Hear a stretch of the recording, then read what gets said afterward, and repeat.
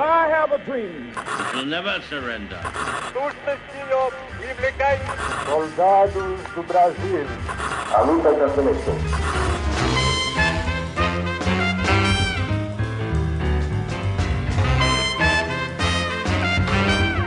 Salve, ouvintes do História FM, bem-vindos a mais um episódio do podcast do Leitura Obriga História.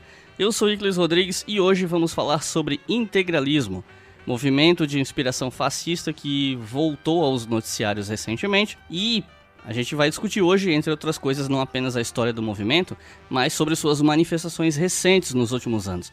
Afinal de contas, a gente pode falar numa continuidade? Que grupos são esses? E para falar sobre o assunto, eu chamei o professor Odilon Caldeira Neto para falar com vocês hoje. Então, por favor, Odilon, se apresenta para o pessoal. Olá, Iclis e ouvintes do História FM. Muito obrigado pelo convite, é uma satisfação conversar com vocês. Meu nome é Odilon Caldeira Neto, eu sou historiador de formação. Atualmente eu sou professor adjunto de História Contemporânea da Universidade Federal de Juiz de Fora, em Minas Gerais. E tenho pesquisado a extrema-direita brasileira, mais propriamente o neofascismo e o fascismo histórico, já há um bom tempo. Então são temas que estão ainda mais candentes na atualidade. É isso aí, então vamos falar sobre esse movimento depois dos comerciais.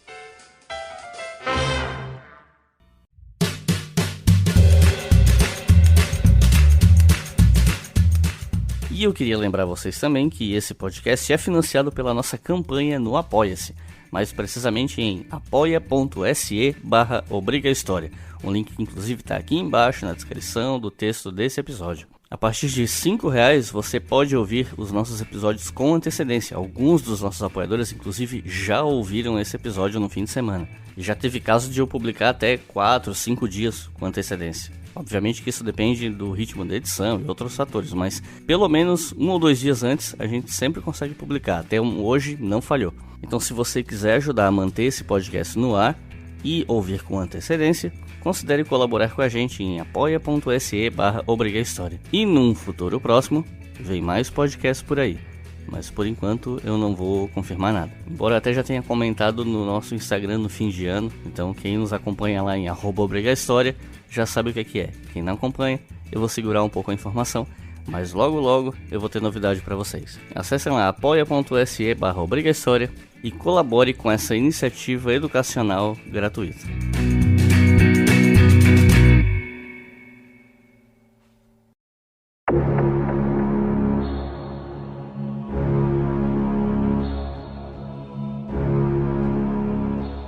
Para começar a falar do integralismo, eu acho que a gente precisa primeiro começar a falar sobre os antecedentes históricos desse movimento. Então, pergunta simples, ainda que a resposta não necessariamente seja: quais são os antecedentes históricos do integralismo? Para entender melhor o integralismo brasileiro e a ação integralista brasileira, eu acho que a gente deve levar em consideração tanto um contexto internacional, quanto também uma conjuntura interna, né? Nacional, regional, mas sobretudo nacional. Do ponto de vista nacional, ou seja, o contexto político, histórico brasileiro ao longo da década de 30, me parece importante levar em consideração algumas questões. A gente está falando aí de um momento em que a ação integralista brasileira foi fundada em 1932, logo é já caudatário, está sobre os reflexos do fenômeno, né, das condicionantes da Revolução de 30, ou seja, a gente já está passando por um processo de uma crise de uma república oligárquica, também da crise do modelo agroexportador do café, assim como o surgimento de uma classe social ou de uma classe média emergente mais forte do ponto de vista político. Ou seja, em síntese eu posso dizer que o momento da fundação da ação integralista brasileira, em consideração ao contexto nacional, estamos passando por um momento de reconfiguração política e social. Ou seja, estava em questão uma crítica aos modelos oligárquicos de se fazer política, assim como que estava proposto a possibilidade do surgimento de novos atores políticos. Então, a partir dessa questão, que é uma condicionante puramente, eu diria, nacional, embora também amparada em questões internacionais, a gente deve levar em consideração também condicionantes internacionais. O contexto da década de 30, ele já é altamente influenciado não apenas pelos reflexos do fim da Primeira Guerra Mundial, mas também pelos reflexos da ascensão dos movimentos, dos regimes e das ditaduras fascistas na Europa. Ou seja, a gente já está falando, então, já estamos levando em consideração que o fascismo era uma novidade política que se colocava no jogo político europeu, mas também influenciava outras nações, outros territórios e outros continentes, que não apenas o continente europeu. Assim, o Brasil ele era impactado também pelos fenômenos surgidos na sua localidade, ou seja, fenômenos locais, mas também de novidades políticas que vinham da Europa. Ou seja, as novas ideias políticas que surgiam na Europa eram pensadas a ser adaptadas à realidade, às condicionantes, às especificidades nacionais. E o principal idealizador do integralismo foi um sujeito chamado Plínio Salgado. O que nós sabemos sobre esse sujeito? Quem ele era? O Plínio Salgado ele era um jornalista, escritor e político paulista, nascido numa cidade no interior de São Paulo, quase divisa com Minas Gerais. Ele era um indivíduo que não tinha uma grande predominância intelectual, ele não era assim um intelectual de destaque, mas era um intelectual emergente, assim como um jornalista emergente e também um político emergente. Eu acho que é interessante levar em consideração esse caráter, emergente das ideias, ou mais propriamente dos indivíduos que vão formalizar, que vão idealizar e atuar perante ou construindo a ação integralista brasileira.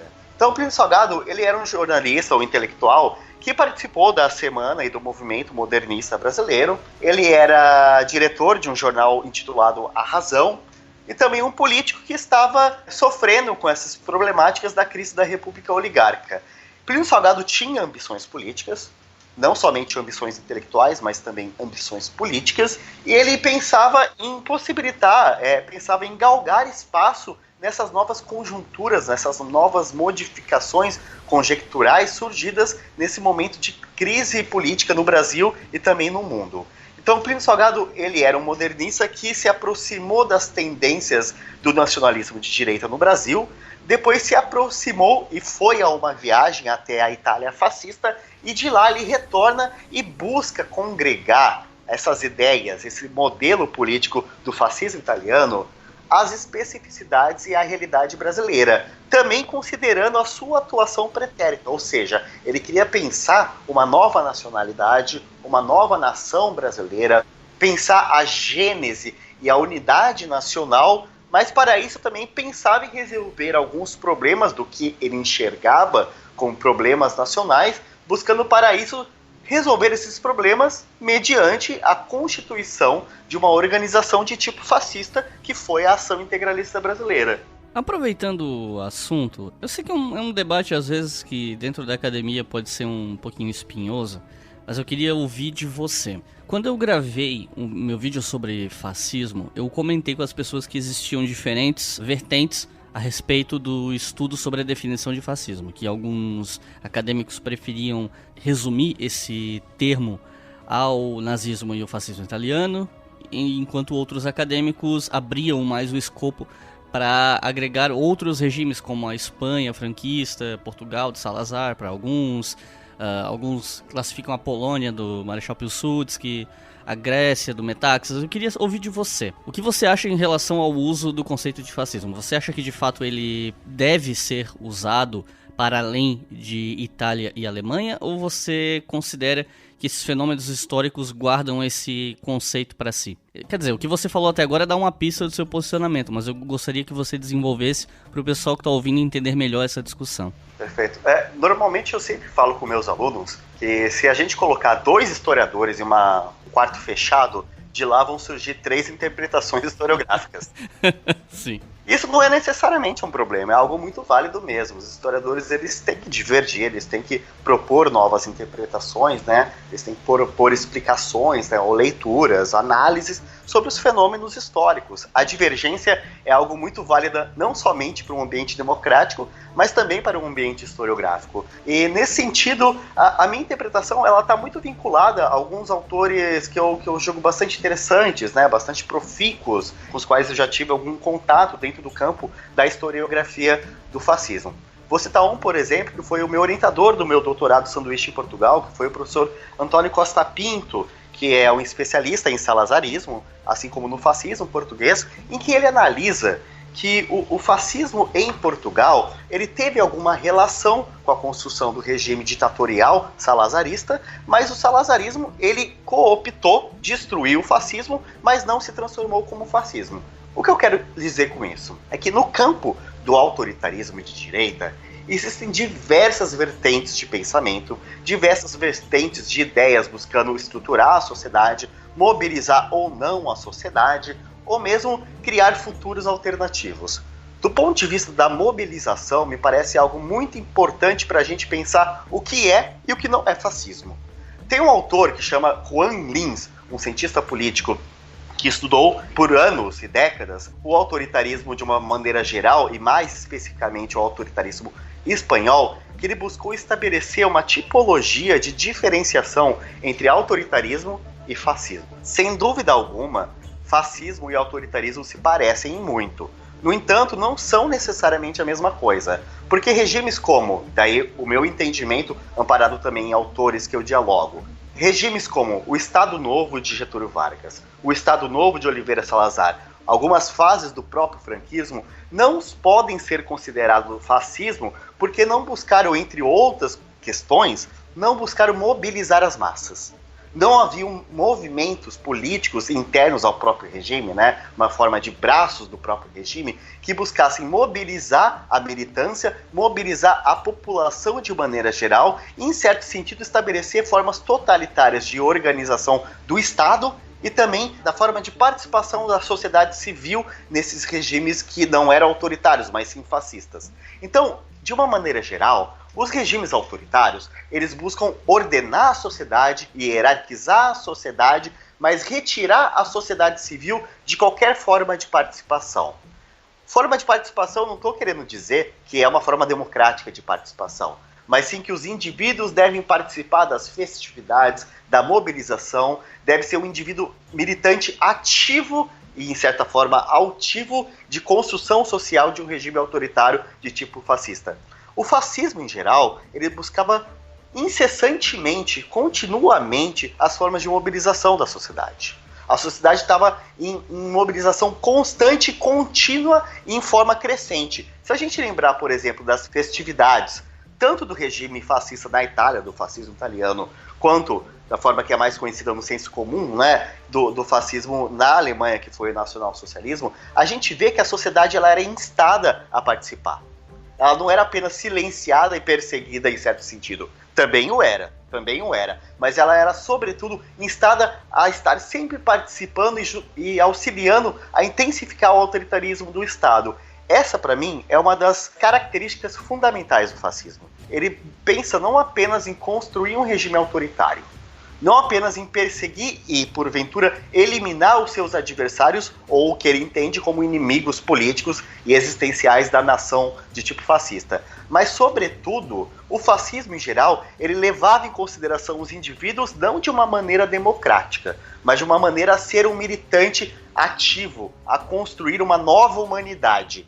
O autoritarismo em geral não tem essa perspectiva. Não tinha e não tem, de certa maneira, essa perspectiva. Não busca criar um homem novo, uma nova humanidade. Não busca mobilizar esses indivíduos a se tornar uma militância concreta e contínua. Então, para mim, essa é uma diferença que, em muitos sentidos, ela não é uma diferença muito grande. De fato, não é uma diferença muito grande, mas que do ponto de vista analítico a gente consegue entender porque o fascismo no Brasil foi o integralismo, a ação integralista brasileira, e não o Estado Novo de Getúlio Vargas. Porque foi o nacional-sindicalismo em Portugal e não o Estado Novo de Salazar. Porque foi, em muito sentido, a falange de Ramiro Ledesma na Espanha e não necessariamente, em certo momento, o franquismo. Então são algumas questões que para muitas pessoas podem ser pequenos detalhes, mas a meu ver faz muita diferença, tanto do ponto de vista analítico, quanto para a gente entender de que forma que o autoritarismo fascista ele intensifica ainda mais o próprio autoritarismo de uma maneira geral, ou seja, ele busca intensificar e modificar a sociedade de acordo com a sua ideologia. E aproveitando que você falou, né, sobre essas pautas do fascismo, construção de um novo homem, etc., aí a gente volta um pouco, né, para focar no integralismo, e a minha pergunta é sobre quais eram as pautas e ideais dos integralistas, os princípios filosóficos do grupo, porque se por um lado os movimentos fascistas têm alguns pontos em comum, por outro lado cada um vai ter as suas especificidades nacionais, né? Então, o que distingue o integralismo? É interessante notar, inclusive, que a Ação Integralista Brasileira ela é fundada em 1932 como decorrência de uma organização que a antecede, que é a Sociedade de Estudos Políticos, também liderada por Plínio Salgado, mas as ideias fascistas, ou pequenas organizações fascistas, já existiam no Brasil. Por exemplo, a Liga Cearense do Trabalho, a Ação Imperial Patrionovista, que era uma organização relativamente híbrida entre o fascismo e uma ideia monarquista, assim como a Legião Cruzeiro do Sul, ou tantas outras pequenos grupelhos fascistas que já estavam existentes no Brasil.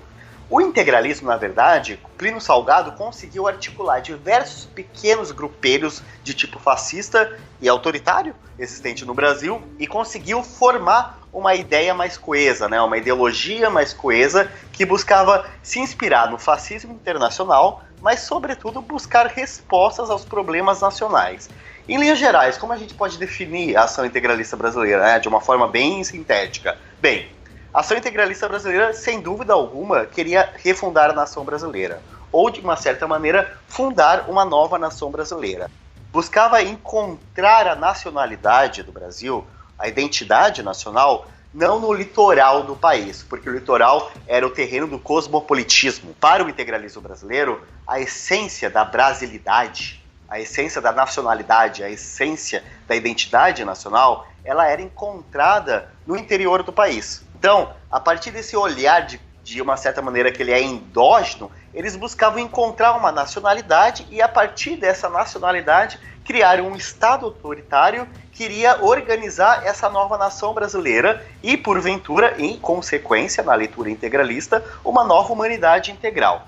Do ponto de vista do Estado, a ação integralista brasileira era fortemente influenciada pelas doutrinas corporativistas, ou seja, via a democracia liberal como um problema, os partidos políticos como um problema, porque eles partiam a nação brasileira, partiam as ideias, partiam os indivíduos, partiam os militantes. Então, para o integralismo, inspirado no corporativismo, que também tem uma inspiração no corporativismo histórico, a forma de representação não deveria ser do preceito da democracia liberal em partidos políticos, mas sim em organizações corporativas, ou seja, basicamente uma forma mais moderna, mais atualizada das corporações de ofício. Cada grupo social deveria se organizar, buscar representação e, em paridade entre trabalhadores e chefes, né, patrões, deveriam formar processos de escolhas, processos de coesão social, justamente para barrar a luta de classes. Ou seja, o integralismo buscava resolver dois problemas. Um problema era a democracia liberal e o outro problema era o avanço das forças de esquerda. Ou seja, o socialismo, o comunismo, o anarquismo e, em certa instância, também a social-democracia eram fatores extremamente problemáticos do ponto de vista da ideologia integralista. Por quê? Eram ideias vindas de fora, embora o integralismo também fosse influenciado por ideias vindas de fora, mas dentro dessa liturgia, dentro dessa narrativa integralista, era necessário criar um modelo que fosse autoritário, corporativo, anticomunista, antiliberal. E é interessante pensar que é antiliberal, mas não necessariamente anticapitalista. E em certa instância, em certas correntes, também antissemita. Então, era assim, a ação integralista brasileira, ela tinha valores que eram conservadores, mas ela não era necessariamente conservadora. Por quê? Ela queria incluir novos atores políticos, queria buscar reformular a sociedade brasileira, queria buscar uma certa forma de uma revolução integralista, uma revolução à direita, uma revolução fascista. Ou seja, construir uma nacionalidade respeitando valores antigos, sob a égide do cristianismo, não apenas do catolicismo, mas sobretudo do cristianismo, e queria resolver problemas que eles enxergavam na nação, ou seja, o liberalismo era um problema, o capitalismo era um problema. Então somente uma ideia de nação una, coesa, indivisível, uniforme, ou seja, um nacionalismo orgânico, os atores sociais vistos como órgãos de um corpo coeso de uma sociedade brasileira /integralista seria a resolução dos problemas da divisão entre os indivíduos na sociedade.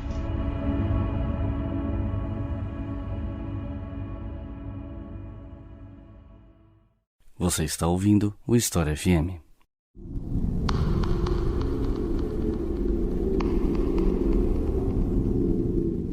Para a gente entender melhor o contexto do integralismo de um ponto de vista geográfico, você sabe dizer para a gente como o movimento se espalhava pelo Brasil? Em quais cidades ou estados ou até grupos ele tinha mais proeminência e influência política? Em questão de número, de incidência, a gente tem que sempre ter muito cuidado quando a gente vai lidar com esse tipo de grupo político, né? De fato, enfim, essa tendência histórica.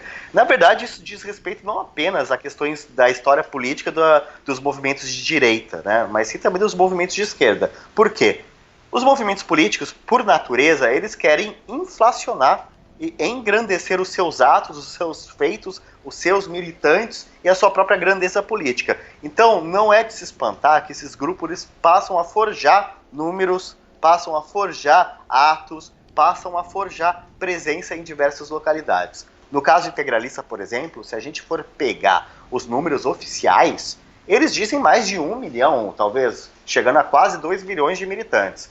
No entanto, alguns pesquisadores, como Alexandre Luiz de Oliveira e Leandro Pereira Gonçalves, que são colegas lá da UFJF, eles encontraram cartas que demonstram que os próprios integralistas sabiam que eles não tinham a potência que eles propagandeavam.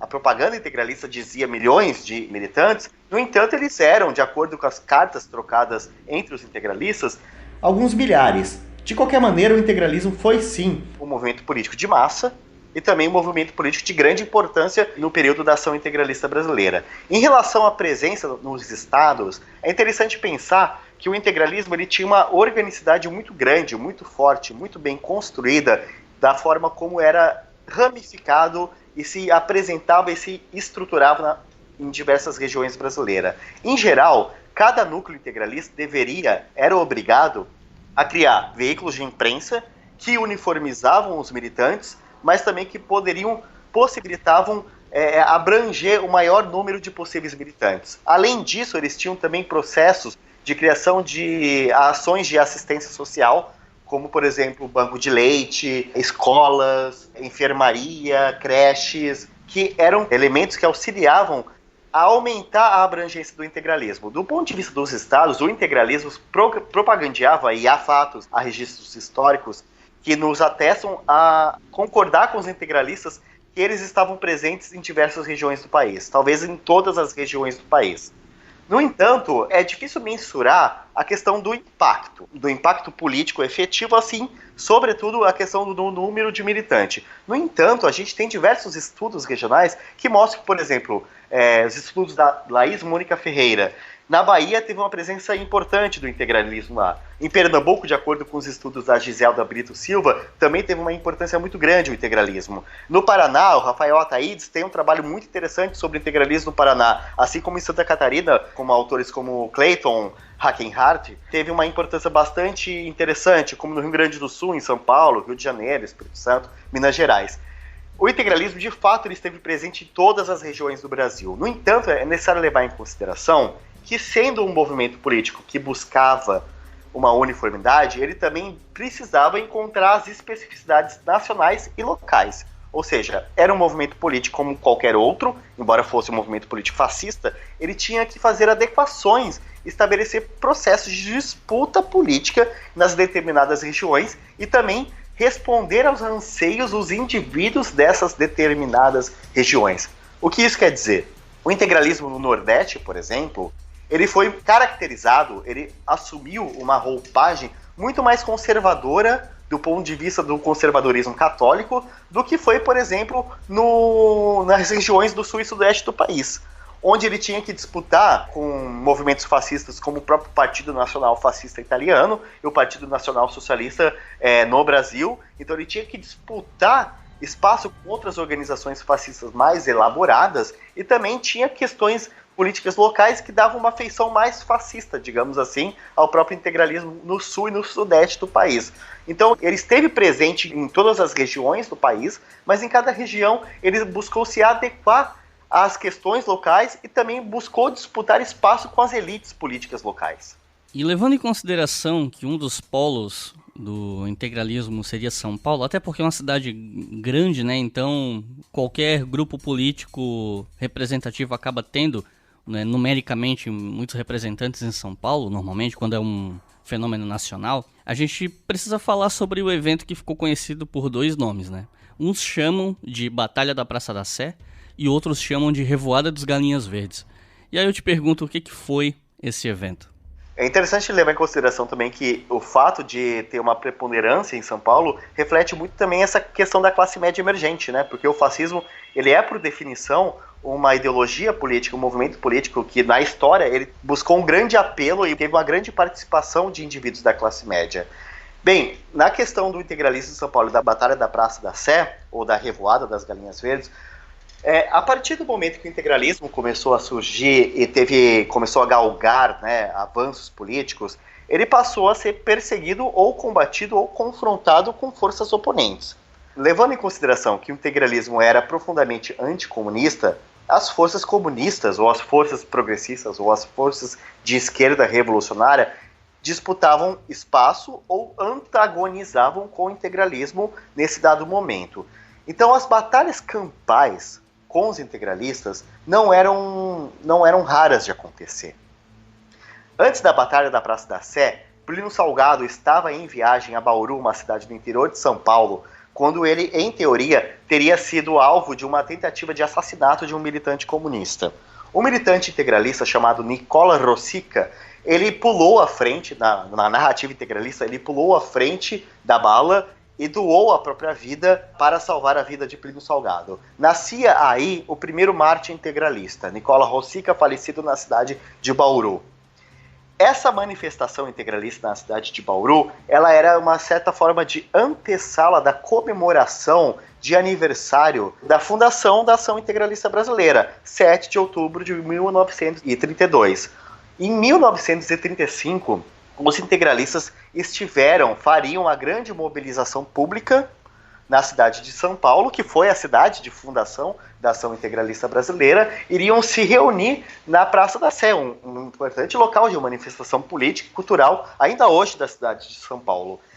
As forças antifascistas, as forças de esquerda, de uma maneira mais ampla, mas sobretudo de um caráter antifascista, que era o que as unificava, queriam romper o avanço fascista do Brasil, né? A crescente força fascista no Brasil. Então, diversas organizações, sobretudo a Frente Única Antifascista, que congregava a Aliança Nacional Libertadora, assim como de outros partidos políticos e outras organizações de esquerda, buscaram combater não apenas no plano de ideias, mas também do ponto de vista da violência política, violência física, a crescente mobilização e atuação dos integralistas. Porque na leitura dos integralistas, e em sendo uma organização de tipo fascista, as manifestações públicas eram muito importantes, porque elas mobilizavam. Vejam novamente essa questão da mobilização. É a mobilização, a congruência da militância e a possibilidade de exteriorização, né, exterioridade da força política. Então os integralistas buscavam, a partir de manifestações e festividades como essa do aniversário de fundação da Ação Integralista Brasileira, demonstrar sua força política. Então, já que eles iriam demonstrar sua força política para, porventura, dar um golpe ou chegar ao poder, os antifascistas organizados tinham que romper com essa escalada fascista da Ação Integralista Brasileira, do poder fascistizante da Ação Integralista Brasileira. Então, aconteceu uma batalha campal. Evidentemente que cada lado buscou criar a sua própria narrativa, né? Cada lado buscou criar os seus heróis, mas de uma maneira geral, o fato é que os integralistas eles foram escorraçados da Praça da Sé. Então, nesse momento, intensificou-se a alcunha criada pelo Barão de Tararé, né, um humorista e jornalista Barão de Tararé, segundo o qual os integralistas eram covardes. Então, eles corriam, voavam como galinhas. Então, por isso, eram galinhas verdes. Então, a Batalha da Praça da Sé foi um confronto entre forças fascistas e antifascistas, em que os fascistas, de certa maneira, eles perderam a batalha e daí construiu-se uma narrativa que, para além da Batalha da Praça da Sé, aconteceu, na verdade, simultaneamente e consecutivamente, a criação desse estereótipo dos integralistas como covardes, né, que não eram prontos para a batalha, embora eles dissessem que seriam, né. Então criou-se aí uma construção dessas galinhas verdes que revoaram no entorno dessa batalha. A gente já passou muito superficialmente sobre isso, mas eu acho que vale enfatizar. O Estado Novo, a partir de 1937, suprimiu o movimento integralista, se eu não estou com a data errada na cabeça, mas enfim. Você podia contar um pouco para a gente sobre esse processo? Porque muita gente enxerga uma boa parte da Era Vargas como um período de clara influência fascista. O Hobsbawm, no Era dos Extremos, inclusive coloca o golpe de 30 dentro do contexto dessa ascensão da extrema-direita no pós-crise de 29, ainda que não necessariamente todos esses movimentos possam ser chamados de fascista, estrito sensu. Para quem tem pouca familiaridade com o assunto, isso tudo pode soar meio confuso, né? Principalmente porque nos últimos anos, muitos grupos, muitos sites, canais de YouTube têm forçado uma distorção de conceituações políticas a respeito de grupos, movimentos políticos. Então, para tentar desenrolar isso para as pessoas, acho que vale a pena explicar melhor esse contexto. Então, como foi esse processo de supressão dos integralistas pelo governo Vargas? Bem, em 1937, os integralistas eles estavam ainda em crescimento, né? Era um crescimento contínuo na liturgia, na leitura e no enunciado integralista. Era um momento que eles estavam fortes e com mais de 1 milhão de indivíduos militantes, e eles poderiam eventualmente chegar ao poder. Os integralistas, veja, eles eram fascistas que se inspiravam pelos feitos e pelo heroísmo e pelas conquistas dos fascistas internacionais, né? Quais foram as conquistas do fascismo? Bem, se formos levar em consideração o fascismo italiano, teve um fato circunstancial que foi a Marcha sobre Roma, que significou a transformação da Itália, né? A chegada dos fascistas ao poder na Itália. De certa maneira, foi isso que os integralistas buscaram tentar estabelecer quando eles se aproximaram de Getúlio Vargas e apoiaram o golpe do Estado Novo. Em 1937, aconteceu uma grande marcha integralista, em que os integralistas buscavam congregar e apresentar milhares de militantes, e esses militantes passariam as vistas, né, saudariam tanto o Plínio Salgado como Getúlio Vargas, ou seja, era uma demonstração de poderio político e também de militância. Na leitura integralista, essa marcha, ela serviria para, de certa forma, demonstrar esse poderio e fomentar uma possibilidade de golpe integralista ou de golpe de Getúlio que tornaria-se barra integralista. No entanto, acontece, daí tem algumas leituras, né, que divergem sobre esse fato. Acontece que, em algumas leituras, para alguns autores, os integralistas não demonstraram de fato todo o poder que tinham. Então, eles queriam apresentar muitos milhares de militantes a marchar pela cidade do Rio de Janeiro, pela capital federal, então capital federal. No entanto, essa força que eles propagandeavam, alardeavam de maneira tão incessantemente, diuturnamente, dia após dia, não se mostrou na prática de tal maneira. Então, para alguns autores, Getúlio Vargas, ele olhou para os integralistas e viu que eles não eram realmente um perigo efetivo. De qualquer maneira, fato é que, antes dessas marchas integralistas, Plínio Salgado se reuniu com Getúlio Vargas e buscou algumas formas de acordo. Seria o seguinte: os integralistas dariam um apoio ao golpe do Estado Novo. O golpe do Estado Novo, que foi construído em torno do Plano Cohen, que tem sua origem integralista, né? Ele tem sua origem dentro das milícias integralistas, inclusive com uma narrativa conspiracionista e antissemita, mas também anticomunista. Os integralistas dariam um apoio, Plínio Salgado ganharia o cargo de ministro da Educação e Cultura, e a partir desse cargo, ele, na leitura integralista, né, na leitura da intelectualidade integralista, eles poderiam converter o Estado Novo em um Estado fascista, ou em Estado integralista. No entanto, Plínio Salgado, e daí a gente pode estabelecer mais uma vez essas questões de disputas e tensões entre autoritarismo e fascismo, ele buscou cooptar os integralistas. No entanto, após o golpe do Estado Novo, ele acaba com todos os partidos políticos legalmente inscritos e a Ação Integralista Brasileira, a partir de 1935, passa a disputar legalmente as eleições. Então, a Ação Integralista Brasileira era um partido político. A AIB, ela foi sumariamente colocada na ilegalidade, ou melhor dizendo, ela foi extinta, assim como partidos comunistas, todos os partidos políticos. Os integralistas, eles ficaram profundamente descontentes. Primeiro porque eles acreditavam que iriam transformar o Estado Novo em regime fascista e integralista, o que não aconteceu, e também o apoio que eles deram não valeu em nada, afinal de contas eles foram postos na ilegalidade, eles foram extintos. alguns integralistas, reunidos também com indivíduos de outras orientações políticas, começaram a tramar golpes. Então, primeiro, várias insurgências integralistas aconteceram em diversos estados, em Santa Catarina, em São Paulo, enfim. Fato é que, em 1938, os integralistas participaram de uma tentativa de golpe efetiva contra Getúlio Vargas. Ou seja, foram até o Palácio do Catete e tentaram matar Getúlio Vargas.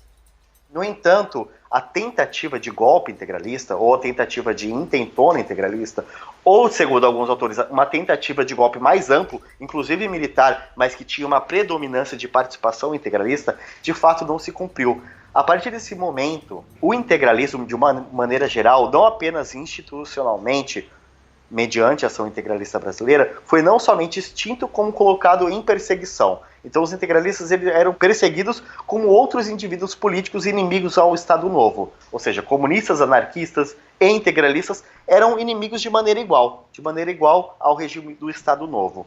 Eles tentaram o golpe, não conseguiram, foram colocados na ilegalidade e perseguidos, e diversos indivíduos foram colocados o Plínio Salgado, por exemplo, teve que partir para um autoexílio em Portugal, né? Então o integralismo ele foi cooptado, daí é uma característica também de diversos regimes autoritários. Eles cooptaram os fascistas, colocaram alguns deles em algumas posições chaves da própria estrutura, né, da burocracia de Estado. No entanto, eles não se tornaram fascistas e eles neutralizaram as forças fascistas. Ou seja, as ideias de revolução integralista que os integralistas quiseram sonhar, ousaram sonhar e quiseram colocar em prática, ela não se cumpriu, porque um ditador autoritário, tal qual Getúlio Vargas, silenciou o movimento fascista.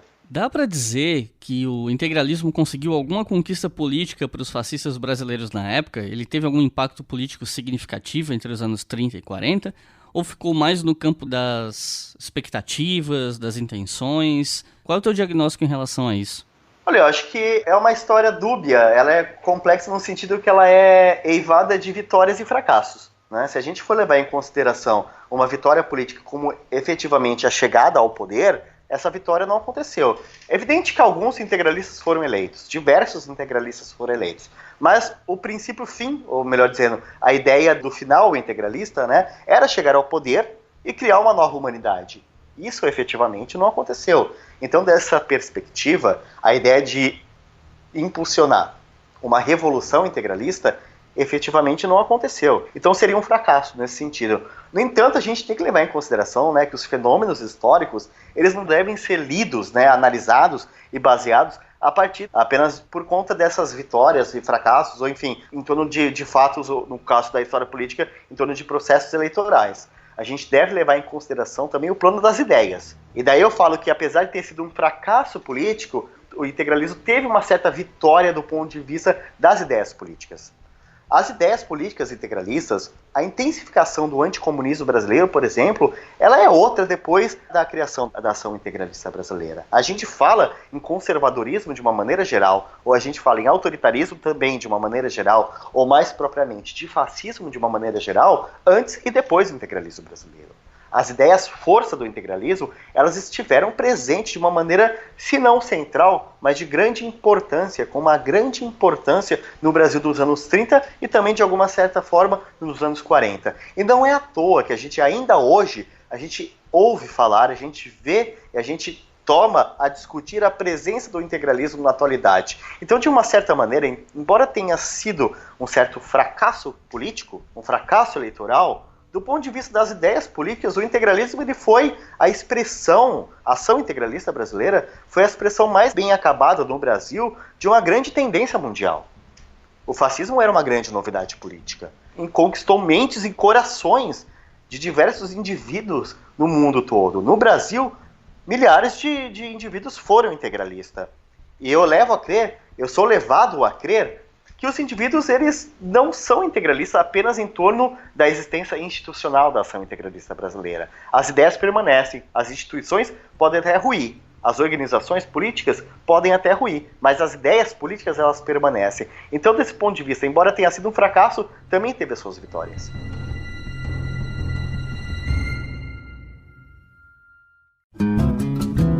Nossos colaboradores no Apoia-se ouviram esse episódio primeiro. Se você quer ouvir os nossos episódios com antecedência, acesse apoia.se/obrigahistoria e ajude a manter o História FM no ar.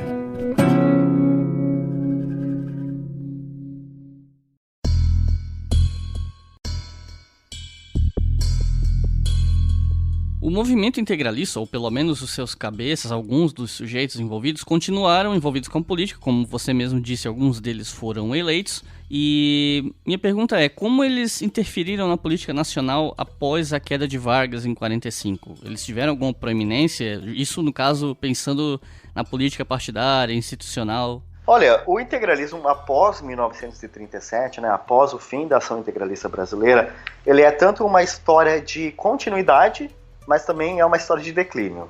O que eu quero dizer com isso? É que o integralismo brasileiro, do ponto de vista organizacional, de organizações, ele nunca deixou de existir. Sempre ocorreu de conseguir se mapear a existência de alguma, seja pequena, média ou grande, organização, seja política, um partido político ou um grupelho, no caso atual neofascista, que se reivindicou ou se influenciou ou estabeleceu exterioridades que remetiam ao integralismo histórico. No entanto, embora até a atualidade a gente tenha uma permanência de organizações integralistas, a partir de 1937, com o fim da ação integralista brasileira, ela é permanente, mas consecutivamente em declínio, ou seja, o número de militantes e o poderio político dos integralistas, ele diminuiu. Afinal de contas, agora a gente tem que levar em consideração não apenas o contexto brasileiro novamente, mas também o contexto internacional. Após 1945, a gente está falando do ponto de vista histórico de um contexto pós-fascista, ou seja, o fascismo já não era mais uma novidade política, já não mais arregimentava massas e também era uma mácula por conta do envolvimento nos conflitos e nas decorrências e nos resultados catastróficos da Segunda Guerra Mundial. Então o fascismo era um problema a ser sanado. Não era mais uma novidade a ser compartilhada, a ser vivenciada, a ser construída politicamente. Era um problema a ser, em certa instância, inclusive resolvido. Do ponto de vista, após o fim da carreira política e também da vida de Getúlio Vargas, e também o fim do Estado Novo, os integralistas voltam à cena. Plínio Salgado estava em Portugal, ele reformulou seu discurso político, ele volta ao Brasil embebido tanto da democracia cristã quanto do salazarismo, e tem autores como Leandro Pereira Gonçalves, João Fábio Bertonha, Gilberto Calil, Rodrigo Cristofoletti, que trabalham de uma forma muito boa nessa análise de como o integralismo ele teve que se reformular para contextos e condições pós-fascistas. Em 1945, e até 1946, ocorreu o processo da formação do Partido de Representação Popular, que era um partido político que, num primeiro momento, não se assumia integralista. Isso é muito interessante da gente levar em consideração por conta desse contexto pós-fascista. Então, o PRP, os PRPistas, né, como se enunciavam, eles não eram, de início, um partido integralista. Eles eram um partido que tinham indivíduos como Raimundo Padilha, o próprio Plínio Salgado, que eram indivíduos que haviam militado na ação integralista brasileira, mas em um contexto pós-fascista, e os integralistas foram denunciados como quinta coluna durante o Estado Novo, como inimigos da pátria, né? Eles vislumbravam e enxergavam a necessidade de fazer algumas considerações e reconsiderações e reapropriações da ideologia integralista. Num primeiro momento, então, os integralistas inseriram-se majoritariamente no Partido de Representação Popular, que de início não enunciava essa filiação integralista. No entanto, a militância, como era uma militância que estava habituada a ser mobilizada, era uma militância que tinha um valor que transcendia a questão política, da valorização, né, e da valoração à ideologia integralista, era uma questão de uma simbiose que era tanto estética, comportamental, identitária, ou mesmo religiosa. Eles tinham um grande apelo à questão de dar valor à ideologia integralista. Então, o PRP, que existiu de 1945 a 1964, ele passou por um processo de retomada integralista. Então, eles tiveram que fazer uma retomada integralista ao mesmo momento que tiveram que rearticular, né, o discurso integralista a um processo de uma democracia. Ou seja, era um partido que era conservador, autoritário, anticomunista, mas que já não se aproximava-se enunciadamente das características fundamentais do fascismo histórico, ou seja, não buscava criar uma ditadura de partido único, de tendências totalitárias e totalizantes, assim como não buscava estabelecer exterioridades de tipo indumentária, de tipo fascista, ou mesmo de um regime corporativista. No entanto, é necessário levar em consideração as organizações políticas, elas devem ser lidas também não apenas pelo que elas dizem, mas pelas suas atitudes. Então, de 1945 1945 a 64, o Partido de Representação Popular foi a principal organização integralista que, em teoria, aceitava as regras do jogo, né, aceitava a democracia liberal, era já um partido, digamos, de direita radical, mas não de extrema direita, né, porque aceitava as regras do jogo, mas a partir do momento que começa a ocorrer a intensificação do anticomunismo e das tentações antidemocráticas do Brasil, os integralistas, eles não somente se aproximaram, como intensificaram as tendências que construíram o golpe civil-militar de 1964. Então, é necessário a gente ler que o integralismo ali, no entorno da construção do fim da democracia brasileira, nesse episódio específico de 64, eles participaram ativamente. Não foram força predominante, não foram força majoritária, mas eles construíram efetivamente uma tendência antidemocrática que não era fascista, mas eles auxiliaram, já embebidos dessa sua raiz histórica fascista, eles auxiliaram a propor uma forma de ruptura antidemocrática. Talvez eu esteja pulando demais na parte temporal, mas eu queria ouvir um pouco de você, até porque eu sei que isso está ainda mais próximo do que você vem estudando nos últimos anos, que é sobre o neofascismo, o neointegralismo. Eu queria te perguntar, quando você acha que começa a ocorrer essa volta? Você vê resquícios disso, sei lá, na ditadura, no pós-ditadura, ou você acha que isso é um fenômeno mais recente? Não, o fenômeno ele não é tão recente assim não, porque uma questão que é bem interessante a gente levar em consideração para analisar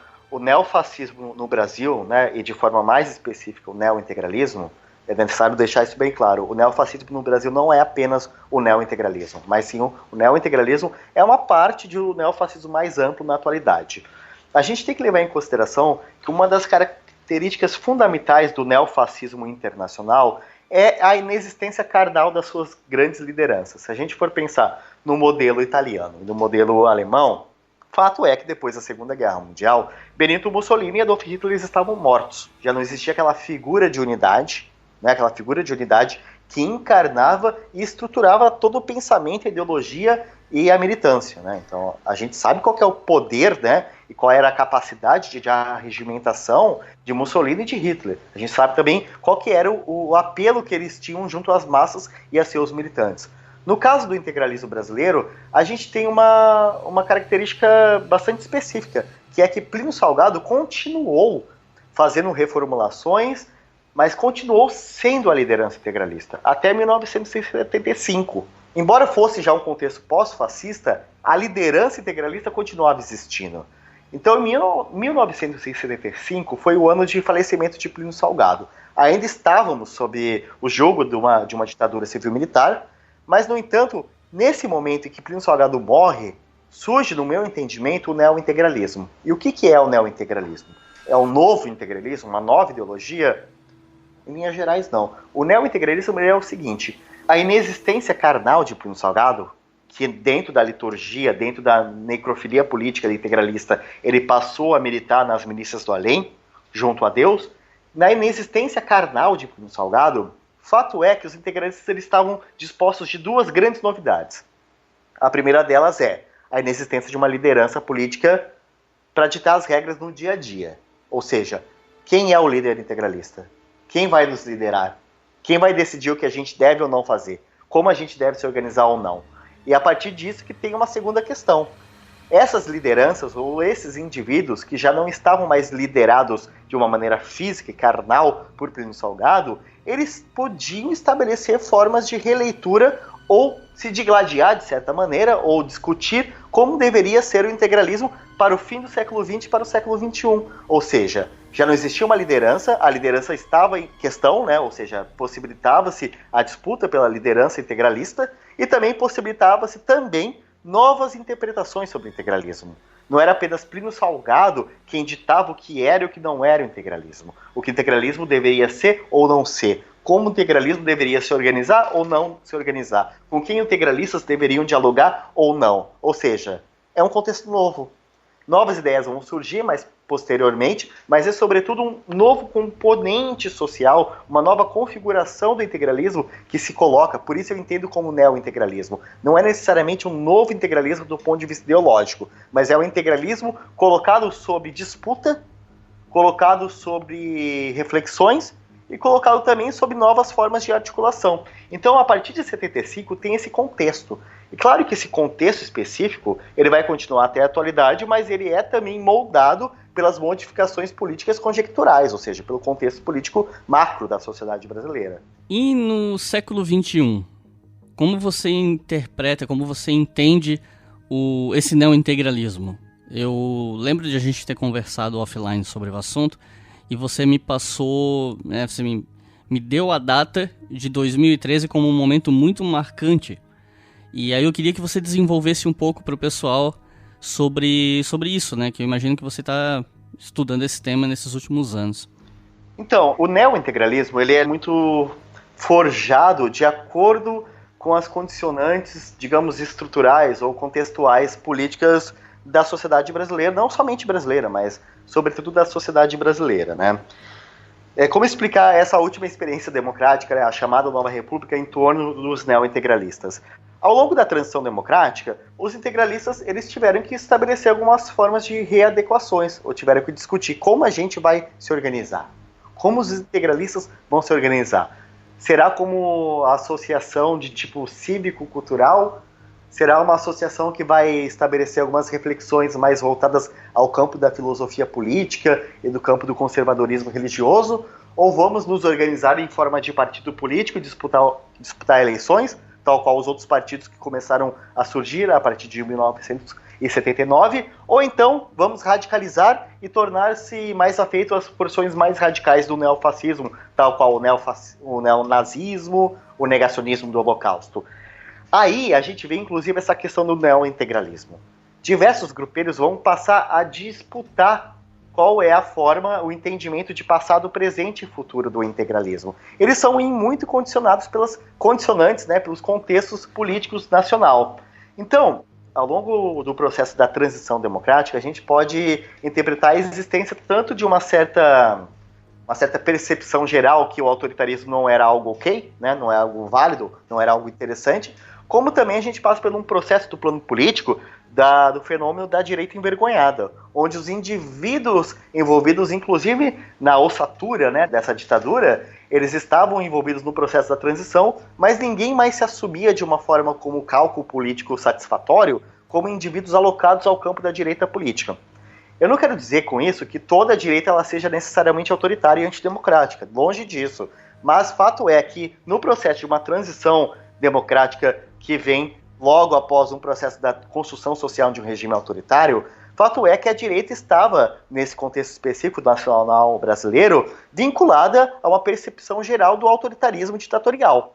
Então, do ponto de vista da construção de uma democracia, para a direita, para as direitas, não era interessante vincular-se ou enunciar-se à direita. E do ponto de vista dos integralistas, eles tinham então um processo um tanto quanto complicado, porque efetivamente, evidenciar-se e enunciar-se integralista é colocar-se não apenas no campo da direita, mas também no campo da extrema-direita e, por consequência, de uma extrema-direita antidemocrática. Então, os integralistas eles tinham que buscar formas de articulação. Então, fato é que eles não conseguiram organizar-se de uma forma efetiva até o início dos anos 2000, porque era um panorama político que era pouco afeito e que pouco possibilitava formas de articulação políticas efetivas para os integralistas. Durante a década de 80, 90, os anos 2000 inclusive, o que os integralistas fizeram? Criaram pequenas organizações que foram muito efêmeras, residuais. Eles tentaram efetivamente se articular em torno de alguns partidos políticos previamente existentes, que não eram integralistas, mas que proporcionavam algumas bandeiras em comum. Talvez a principal forma de articulação do ponto de vista político dos integralistas, para além das organizações integralistas, foi o Partido de Reedificação da Ordem Nacional, o PRONA de Enéas Carneiro, que foi, no meu entendimento, e foi inclusive o objeto da minha tese de doutorado em História, foi a principal organização partidária que agregou e congregou diversas tendências da direita radical e da extrema-direita, inclusive neofascista, no Brasil após a transição democrática. Então os integralistas eles tinham que se aglutinar em torno de partidos políticos ou em torno de organizações políticas mais estruturadas para tentar modificar a narrativa, a ideologia desses partidos e organizações políticas e tentar, a partir disso, galgar esforços e possibilidades políticas de ganho.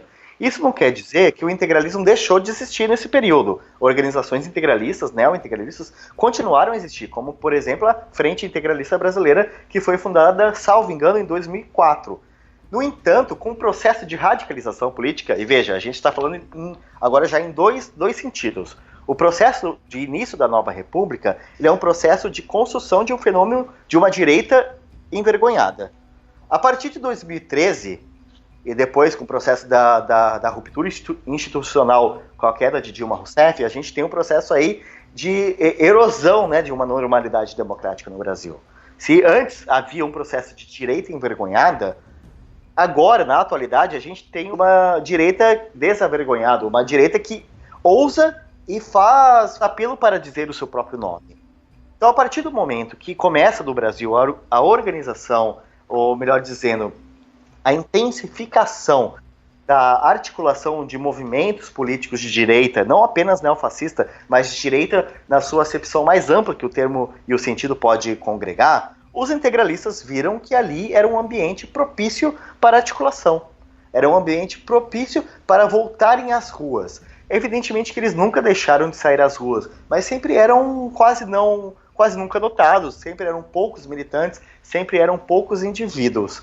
A partir de 2013, quando se tem um processo da crítica mais organizada aos movimentos políticos, aos movimentos sociais, seja da cidade ou do campo, ao feminismo, ao Partido dos Trabalhadores, aos partidos de esquerda, as forças mais radicais, as forças mais extremistas de direita, eles veem nesse contexto uma possibilidade de rearticulação, uma possibilidade de articulação, rearticulação, também é uma possibilidade de intensificar e, porventura, de radicalizar esse contexto político.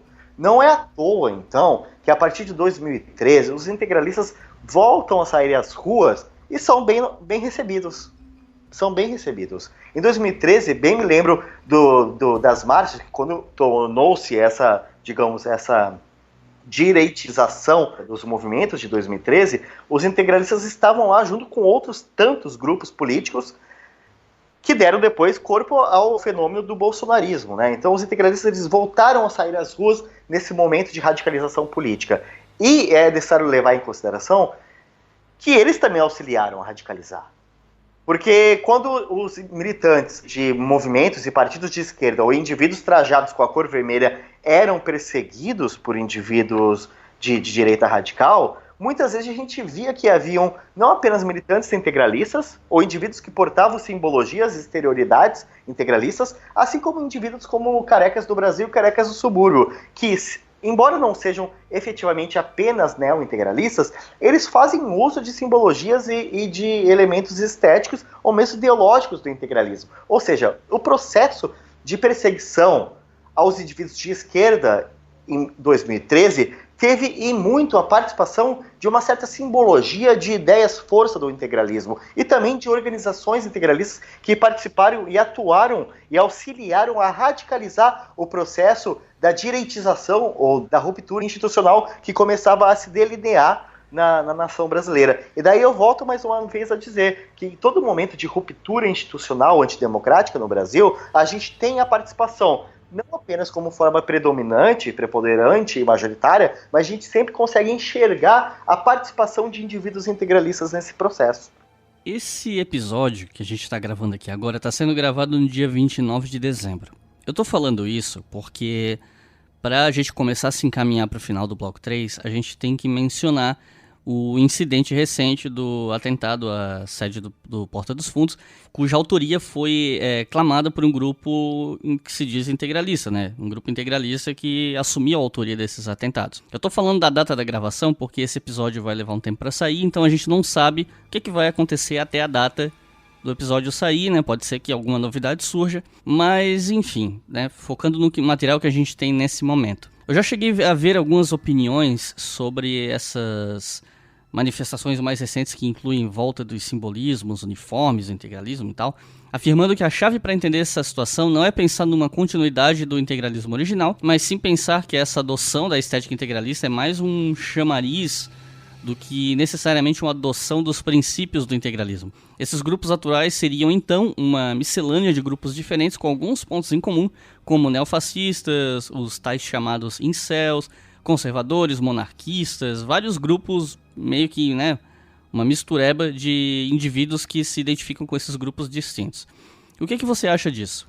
Olha, eu acho que a gente tem que levar em consideração algumas questões que dizem respeito não apenas à questão brasileira atual, né, mas também do próprio neofascismo internacional e, no meu entendimento, transnacional. O que eu quero dizer com isso?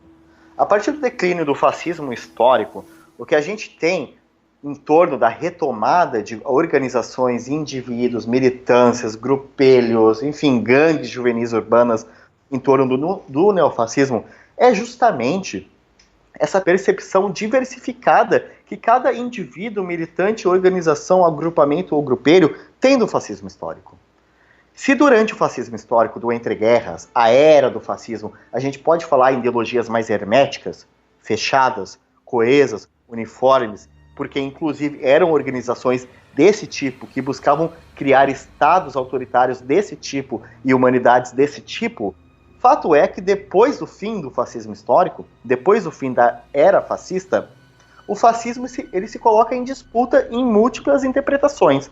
A gente tem que levar em consideração, tanto do ponto de vista do integralismo, ou se quiser uma comparação do próprio nazismo ou do fascismo italiano, que a gente deve levar em consideração que, embora existia um princípio de coesão da narrativa e do enunciado, várias ideias eram componentes desse processo de construção ideológica. Os partidos, os movimentos políticos, as ideologias políticas, elas não nascem, não se criam de uma forma coesa. Não tem um ramo comum na criação de ideologias políticas. São diversas ideias que são apropriadas, reapropriadas, diversos indivíduos, diversos intelectuais.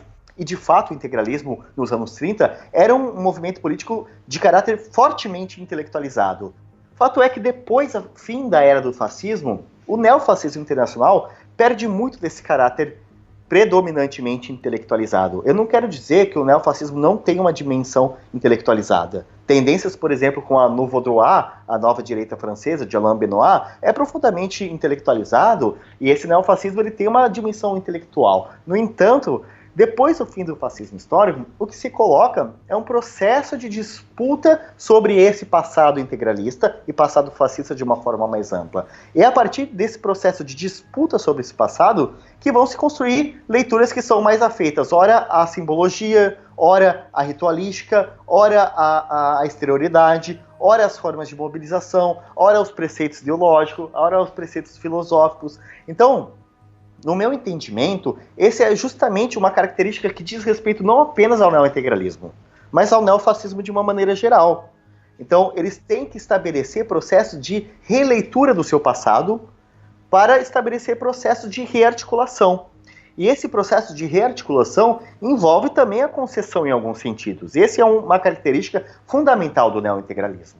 O neointegralismo, desde 75 e sobretudo durante a década de 90, ele teve que estabelecer relação desde partidos políticos legalmente organizados como o PRONA, a partidos políticos ilegais como o Partido Nacional Socialista Brasileiro, de Armando Zanini, isso no fim da década de 80, a agrupamentos absolutamente extremistas como skinheads, neonazistas e grupos negacionistas do Holocausto, ou mesmo a entidades conservadoras e tradicionalistas como a TFP de Plínio Correia de Oliveira. Ou seja, o integralismo, depois de Plínio Salgado, já como um movimento de tipo neofascista, ele tem que estabelecer essas formas de articulações, porque o próprio integralismo, na atualidade, ele não tem a capacidade de aglutinação, de militância e de mobilização de massa. Então ele tem que estabelecer formas de articulação com outras organizações do ponto de vista e do campo político mais próprio ao seu, ou seja, a direita radical e a extrema-direita. Então não é de se espantar que, juntamente à simbologia integralista,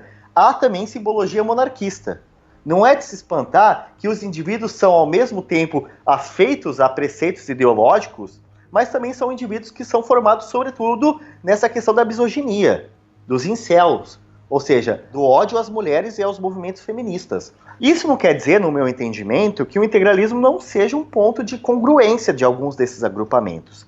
Se formos pegar, por exemplo, esse agrupamento que reivindicou o atentado à sede da Porta dos Fundos, a gente vê que, para além de utilizar a bandeira do Brasil republicano, juntamente a bandeira do Brasil Império, eles fazem menção exclusiva à simbologia, à estética das camisas verdes, a bandeira integralista no centro, e eles se colocam como pertencentes à família integralista brasileira, ou seja, é o significado do neofascismo e do neointegralismo. Eles não são apenas grupos coesos, eles são grupos que fazem elogio, querem rearticular elementos do integralismo histórico, mas justamente por serem fracos, fragilizados e também ramificados, eles têm que estabelecer formas de interação com outros indivíduos, agrupamentos, organizações e grupelhos da extrema-direita do campo nacionalista brasileiro. Então é nisso que eu vejo que essa dimensão da utilização da exterioridade integralista, ela não é apenas um detalhe, mas ela é talvez um ponto principal. Eles se sentem integralistas, eles reivindicam essa filiação, e daí, por conta da questão contextual, eles têm que se articular com outras organizações de tipo diversificados. Isso não quer dizer, então, que eles sejam mais ou menos integralistas. Evidentemente que, do ponto de vista da ideologia política, eles são muito mais diversificados. Mas, para mim, no meu entendimento, é isso que dá justamente o caráter de categoria de neointegralismo. Ou seja, eles fazem menção ao integralismo, eles se sentem integralista, eles se enunciam integralista, mas eles veem a necessidade de disputar espaço, disputar entendimento sobre o passado, disputar entendimento sobre o presente, com quem vão dialogar, e também disputar entendimento sobre o futuro. Se eles vão ser grupos que vão estabelecer possibilidades de articulação com partidos políticos, como é o caso da Frente Integralista Brasileira, que atualmente tem uma relação bastante profícua e bastante próxima com o PRTB de Levi Fidelix, ou se eles vão ser grupos que vão radicalizar o contexto da extrema-direita mediante coquetéis molotovs jogados em grupos de humor. Então veja, isso não quer dizer que um grupo seja mais integralista ou menos que outro grupo, mas sim que todos esses grupos entendem que o integralismo é importante e a partir da leitura do passado e de forma de se alocar no presente, eles buscam se articular para o futuro político.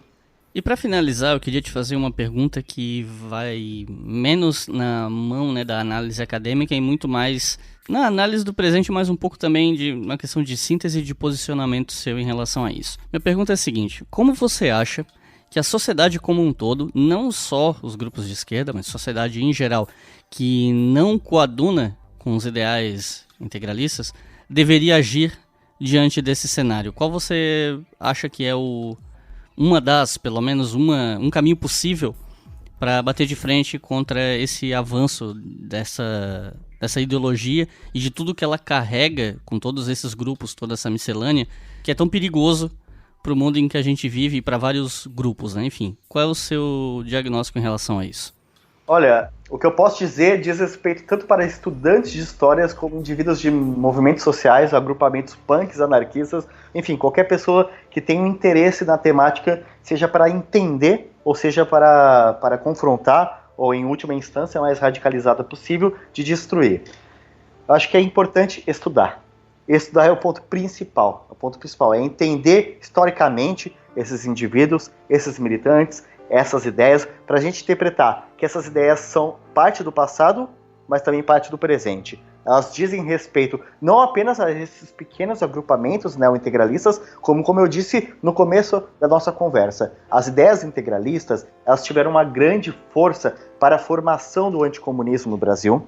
Elas também têm uma grande força para a formação do pensamento conspiracionista brasileiro, inclusive para o antissemitismo. É importante a gente não se esquecer que o integralismo foi fortemente antissemita, não unicamente, mas fortemente antissemita, e ainda o é na atualidade, e também que essas ideias não ficam restritas aos grupos.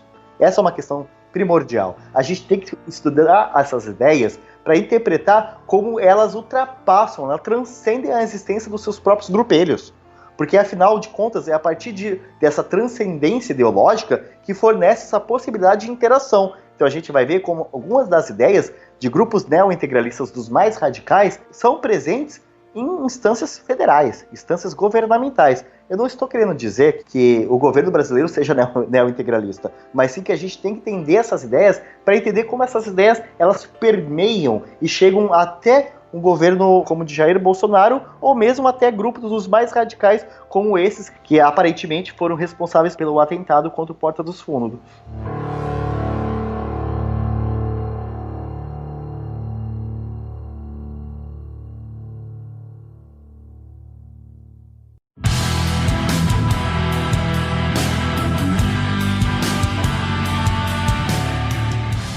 Chegamos ao final do episódio, mas não sem antes eu agradecer a presença do Odilon aqui. Um papo muito bacana sobre um tema muito importante que eu já tinha em mente já há bastante tempo, mas os eventos recentes me fizeram acelerar a chegada desse tema ao História FM. E foi muito bom poder contar com o Odilon aqui, com agilidade. Bom, só tenho a agradecer e te passo a palavra para considerações finais e as recomendações de leitura tradicionais aqui do fim dos nossos episódios. Eu queria te agradecer, foi muito bacana, foi muito interessante, espero que todos tenham gostado. E bem, mais uma vez eu acho que o meu apelo é para que as pessoas tenham interesse em analisar criticamente, né, do ponto de vista historiográfico, ou mesmo de uma maneira mais ampla, esses fenômenos, né. Tem um autor que eu gosto muito, que é Michael Mann, que é um grande estudioso do fascismo, que ele diz: é necessário saber diferenciar entre fascistas com ponto de exclamação a fascistas sem ponto de exclamação. O fascista com ponto de exclamação é apenas aquele uso de adjetivo para ataque político, né, para deslegitimar o seu oponente político. No entanto, o fascista sem ponto de exclamação é a necessidade de estudar o fascismo, de interpretar o que é o fascismo ontem, hoje e talvez no amanhã. Então eu acho que estudar o fascismo, o neofascismo, ou de forma mais ampla mesmo, a extrema-direita, é apenas não somente do ponto de vista historiográfico muito interessante, muito produtivo, mas também do ponto de vista político-social urgente e bastante interessante. Então eu queria fazer um apelo para que as pessoas continuem se dedicando a pesquisar as extremas-direitas, né? E mais propriamente aqui, fazendo um elogio à minha própria seara de pesquisa, o neofascismo. Em relação às dicas que eu posso dar, eu gostaria do ponto de vista dos estudos sobre integralismo, indicar 3 livros que são recentes, que eu acho que são muito importantes para pensar o integralismo histórico, né? O primeiro deles eu não vou me lembrar agora do título propriamente dito, então eu vou citar apenas os autores. O livro sobre o integralismo de Plínio Salgado, sobre a vida de Plínio Salgado em torno do integralismo, do autor Leandro Pereira Gonçalves, que é professor e colega da Universidade Federal de Juiz de Fora, assim como a biografia política de Plínio Salgado, escrita por João Fábio Bertonha, que foi meu orientador de mestrado na Universidade Estadual de Maringá. E também gostaria de indicar o livro mais recente, recém-lançado, daquele que foi o primeiro grande especialista da história do integralismo, que foi Elgio Trindade. Então esses 3 livros, eu acho que eles dão uma base muito boa para a gente interpretar o passado e também interpretar o presente. E apenas assim, para uma questão de pensar também as redes sociais e tudo mais, né? Eu queria apenas deixar como uma dica para as pessoas pesquisarem as atividades da Rede Direitas, História e Memória, que é uma organização que reúne diversos pesquisadores. Eu sou um dos coordenadores, assim como o próprio professor Leandro Pereira Gonçalves, entre tantos outros professores, somos coordenadores e investigadores dessa rede que busca congregar diversos pesquisadores e pesquisadoras que estão dispostos a pensar as problemáticas do campo das direitas, né, as problemáticas da história e da memória em torno das direitas. A gente tem um site que é direitashistoria.net, e lá a gente tem a divulgação das nossas atividades, assim como fanpage de Facebook, etc e tal. Então é isso, pessoal. Muito obrigado pela audiência até aqui. Espero que vocês tenham gostado. Compartilhem esse episódio. Vocês sabem a importância do tema, então passem adiante. Mostre esse episódio para o máximo de pessoas que você puder. Muito obrigado e até a próxima.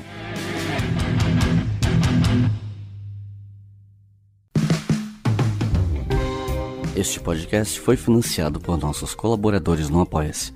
Acesse apoia.se/obrigahistoria e contribua para manter este projeto educacional gratuito no ar.